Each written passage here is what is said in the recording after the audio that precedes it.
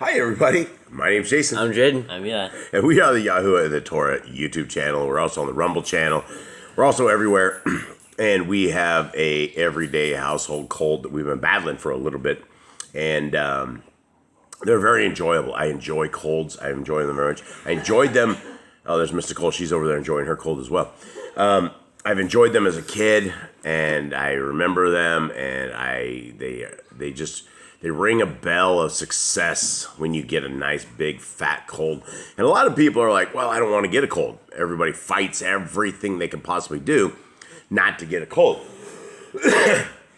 When you guys get a cold, when you're thieving, when your throat is sore, when you're laying in bed, you feel like you're nearly dead, that is actually a blessing. That is a baruka. That is our Creator's amazing designs. How you doing, Eli? Amazing designs. It's cold. He has a cold. We all have colds. It's his amazing design that is healing us, right? If we didn't have a fever, if we didn't blow chunks of phlegm up, if we felt great, then we would not be healing. And this is the part of healing. And sometimes we have this thing our Creator gave us called an immune system. Now, this immune system is an incredible concept because people have somehow forgotten that we have an immune system and that sometimes we have to get sick to kick our immune system back into gear. And so sickness is a great thing. It's just it may not feel great at the time, but it is absolutely a good thing. Now, Jade, you started getting sick, like, how long ago? I don't know. Was it a week, 2 weeks ago? 10 days ago. 10 days ago, Jade came down with the plague, and I thought he was going to die. He was in there hacking his life away, and he didn't look too good. But then after that, it went, and Eli got sick next, And Mom. and he's still sick. He's still sitting here hacking and wheezing and stuff like that. Then Mr. Cole's owned, then me, and then Cade, and it ran in that thing, and we are in this like 2 weeks, and so we are struggling through this, trying to breathe. All right, now, anyone have any jokes? No. All right, you guys, you know what that means, right? You're leading me to these bad dad jokes. Mm-hmm. Okay, well, this is what your mom said. She said I had a preoccupation for revenge. We're gonna see about this. Okay, and the second one. Oh, Mr. Cole, what's that? Did you I said that. Nah, I said the joke was my therapist said I had a preoccupation for it. I said my mom. I said You say your wife. I said my wife. My wife said that, and the joke was actually my therapist said I had a preoccupation for revenge. We'll see about that. I thought that was funny, but yeah. So anyway, and the next joke is all right. So a termite walks into a bar. You want to go into this? Yeah, I said ouch. No, that's not it. Anything? So a termite walks into a bar, and he asks this, is the bartender here? You got to think about that one real quick. We do it wood in the bar. Bartender here. Right? You got it. Everyone got it? All right. Well, that was the best I had. So thanks a lot for your jokes, fellas. All right. Anyone else have anything before we begin on this today? No, I don't think so. Yah Scriptures is the greatest English translation you guys will find anywhere. This is a $64 book that's probably valued at, I would put a value of $1 million on the Word of Yah. More than that. And there's no value you can actually put on it. But this is 103 books. Sorry, guys. I am sitting there hacking and wheezing. Completely restored. The name of our Creator, the name of His Son, the name of all our forefathers, everything has been restored. Paleo Hebrew names and all of this. We are super, super, super excited about this book. This is how you guys can help Boss Clan. This is how you guys can help yourselves as well. I mean, if you have 5 people in the family and you're able to afford 5 books, grab these books so that you guys have large print books. This is this 14.5 font. Everybody's going to be able to see this. You're not going to need your specs to see this. You're going to be just good. And if you do not want to purchase it, but you still want to read the Word of Yah, it is absolutely right here, free of charge, Revision 5. You will never find a free version like this anywhere. It's all available for Mac, for PC. You can grab it. And also we have on Amazon, there are 6 different books that you guys can buy. And every one of these books, the proceeds, 100% of the proceeds go in so that we can get the U.S. prisoners Bibles. And so you guys can get the Book of Jubilees, the Testament of the 12, the Book of Jasher, Enoch, all of these, the Writings of Abraham, all of these books are very, very good, all restored names completely. So we are on a roll. Now, Jade, where are we at from yesterday's endeavors into the book of Shemu'el? Yesterday we met a woman named Hannah. She had a husband, and her husband had another wife as well alongside her. And she provoked her constantly because she couldn't have children. So she went and prayed and wept before Yahuwah and told that if she had a male child, he'd become servant before Yahuwah. And she had a child, and then she went and brought him up to Eli, who is the priest. He thought she was had been drinking alcohol and that she was drunk because of the way she was crying and weeping at the bottom of the temple. But she did have a child, and his name is SHEMU'ЄL, and the book is named after him. Yep, and my dog's name is named after Hannah as well. I have a dog named Hannah, and she had 7 children the very first time. So she didn't have a problem. She didn't have the same problem that the Bible Hannah had, right? All right, so here we go. Chapter 2. And Cana prayed and said, "My heart rejoices in Yahuwah. My horn has been high in Yahuwah. My mouth is opened wide over my enemies, for I have rejoiced in your deliverance. There is no one Kadesh like Yahuwah, for there is no one besides you, and there is no rock like our Elohim. Do not multiply words so proudly. Proudly, let no arrogance come from your mouth. For Yahuwah is an ale of knowledge, and by him deeds are weighed." Now, does this woman seem happy to you? I think so. I think so. Is this a sound? I think it's like sounds of like happiness. Yeah, this isn't the sound of weeping. Okay, 4. Bows of the mighty are broken, and those who stumble shall be girded with strength. The satisfied have hired themselves out for bread, and the hungry have ceased. Even the barren has borne 7, and she who has many children pines away. Yahuwah puts to death and makes alive. He brings down to the grave and raises up. Yahuwah makes poor and makes rich. He brings low and lifts up. He raises the poor from the dust. He lifts the needy from the dunghill to sit with the princes and make them inherit a throne of esteem. For the supports of the earth belong to Yahuwah, and he has put the world upon them. Okay, this is the theme of the scriptures a little bit, and I think we should talk about this. It says the supports of the earth belong to Yahuwah. Now, if we were a bunch of monkeys on a spinning water ball, and the earth was spinning around in a circle, around and around, and then it was around the sun, what kind of supports would the earth have? I don't know. Would it have any supports? No. It wouldn't have any supports. There would be no supports. So why does the scriptures keep telling us about the supports of the earth? And that the earth is unmovable, that is a fixed object, that it is it's a footstool of our Creator. Does that sound like the spinning hoax of the ball earth that we've been presented with? No. It doesn't. And I'm just trying to get some input from you, and that's it. No, yes, no. Okay. Are you a monkey on a spinning water ball? No. Why do you think the earth is round or flat? Flat. Why? Because what the Bible says. What It talks about anything else besides foundations of the earth flat. We don't feel movement.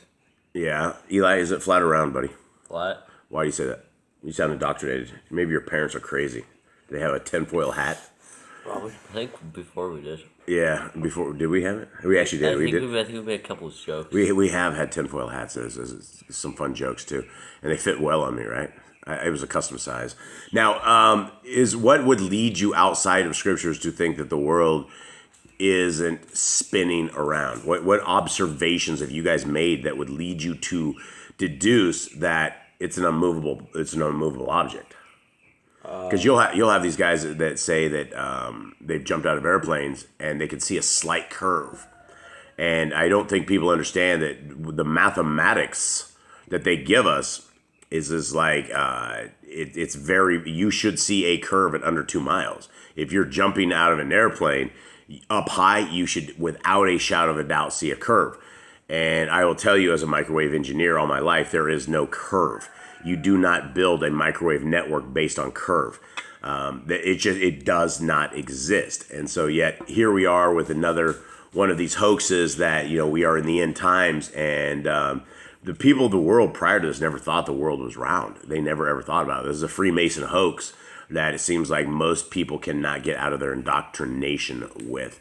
So back to that, Eli, what observations do you see out in the world that would lead you to believe that the world is spinning or it is stationary?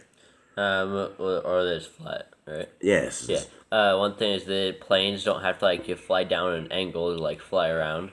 Yeah. They just have to go flat. Yep, and we talked to pilots before. We've seen many accounts of pilots, and pilots do not. If you were going over a round ball, your nose would always have to be tilted down. You'd have to be getting inclined, and you'd also have to be pointing the nose down. What else? What else do you guys see that would lead you guys to believe that it's not spinning? Oh, the water's not flying around her.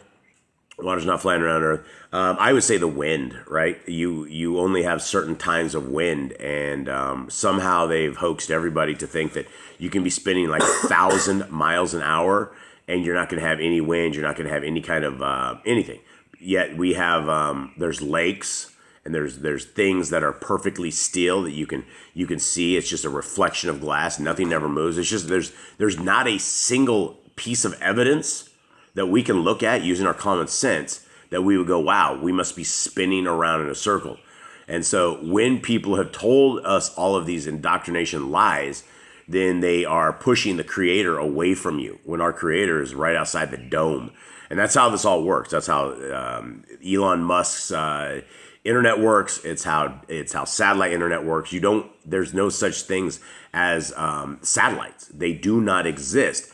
And guys, I've installed Dish Network for many, many, many years. And yes, this is off the course of our thoughts. But you align it into a micrometer of exactly where it is. And if it moves to the left, just a hair, or to the right, or up or down, and you lose your TV. That would lead people to believe that satellites, if they did exist, aren't moving at all. Like there's zero movement, either up or down or anything. And so you're able to float in space without any kind of movement. Those are all things that you can use as common sense to debunk the entire hoax. And, I guess it's not a salvation issue, but it is a common sense thing. And the more people that snap out of this, the ball in every classroom hoax, it's good. And so let's continue on. That's what our job is. Our job is to keep people awake. All right, where are we at, Jade? We are on 9, I believe. Let's not go out that deep in the end. Jeez. Okay, 10. Those who oppress Yahuwah are shattered. From the Shemaim he thunders against them. Yahuwah judges the ends of the earth and gives strength to his sovereign and exalts the horn of his anointed. And Elkanah went to his house at Ramah. The youth served Yahuwah before Eli, the Kohen. Now, is it Eli? Is this Eli or Eli? It says Eli. What do we make of this name? With the little smiley. Yeah, is it? Smiley. How do we say this? Eli? I think like the one like little smiley thing is more like Ailey or something like that. So it's Eli? Something closer to that. I think What would you say? Would you say Eli or Eli? probably Eli. You think it's more Eli? All right. 11. And Elkanah went to his house at Ramah, or 12. Yeah. And the sons, I don't know if I have this right. The sons of Eli were sons of Belial. They did not know Yahuwah. And the ruling of the Kohanim with the people was that when any man offered a slaughtering, the Kohanim servants came with a 3-pronged flesh hook in his hand with the meat while the meat was cooking. And it's a fork. Yeah, well, it's actually it's a giant fork. Remember that? We looked that up one time. It's like a giant. It's just a big fork. It's like a giant. It looks like an eagle's talon thing, dude. Is what exactly it looks like. Bigger salad fork. Yeah, a huge fork. Okay, and the Kohanim would take for himself all that the flesh hook brought up. Thus they did in Shiloh to all the Israelites who came there. Also, before they burned the fat, the Kohanim servants would come and say to the man who slaughtered, "Give meat for roasting to the Kohanim, for he does not accept cooked meat from you, but raw." Where do we have that in the Torah? We don't. Some sort of command like These Jews that. are completely breaking Torah and they're abusing their Levitical powers. Yes. And if the man said to them, "Let the fat be burned up first, then take as much as your being desires," he would then answer him, "No, but give it to me now. And if not, I shall take it by strength." So these guys weren't just some little weak priests. I mean, obviously, if they were ripping people's meat off with violence, they were some tough dudes. Or I don't know. It's one of those things. Like, would people fight for their Elohim to do this right? And it sounds like some of them would actually do it. Yeah, I think they just give it to the priest. These are guys like you have Eli, who's like the high priest, or whatever. He's like the guy that everyone respects. And you have his sons, and they say, "Give us meat." They're gonna give him meat. Yeah. Yep. And the sin of the young men was very great before Yahuwah, for the men despised the offering of Yahuwah. But SHEMU'EL was attending before Yahuwah, a youth, wearing a linen shoulder garment. And his mother would make him a little robe and bring it to him year by year when she came up with her husband to offer the yearly slaughtering. And Eli Baruch Elkanah and his wife and said, Yahuwah give you offspring from this woman, for the one she prayed for and gave to Yahuwah. Then they would go to their own home. And Yahuwah visited Cana, so that she conceived and bore 3 sons and 2 daughters, while the young SHEMU'EL grew before Yahuwah. And Eli was very old, and had heard all that his sons were doing to all Yisrael, and how they lay with the women who were assembling at the door of the tent of appointment. And he said to them, Why do you do deeds like these? For I hear of your evil deeds from all the people. No, my sons, for it is not a good report that I hear, making the people of Yahuwah transgress. If one man sins against another, Elohim shall judge him. But if a man sins against Yahuwah, who shall pray for him? But they did not listen to the voice of their father, though it pleased Yahuwah to put them to death. And the young SHEMU'EL was growing in stature and in favor with Yahuwah and also with men. And a man of Elohim came to Eli and said to him, Thus said Yahuwah, Did I not clearly reveal myself to the house of your father when they were in Mitzrayim in Pharaoh's house, even to choose him out of all the tribes of Israel to be my Kohen, to offer upon my altar, to burn incense, and to wear a shoulder garment before me? And did I not give to the house of your father all the offerings of the children of Israel made by fire? Why do you kick at my slaughtering and my offering which I have commanded in my Mishkan, and esteem your sons above me, to make yourselves fat with the best of all the offerings of Israel, my people? Therefore Yahuwah Elohim of Israel declares, I said indeed that your house and the house of your father would walk before me forever.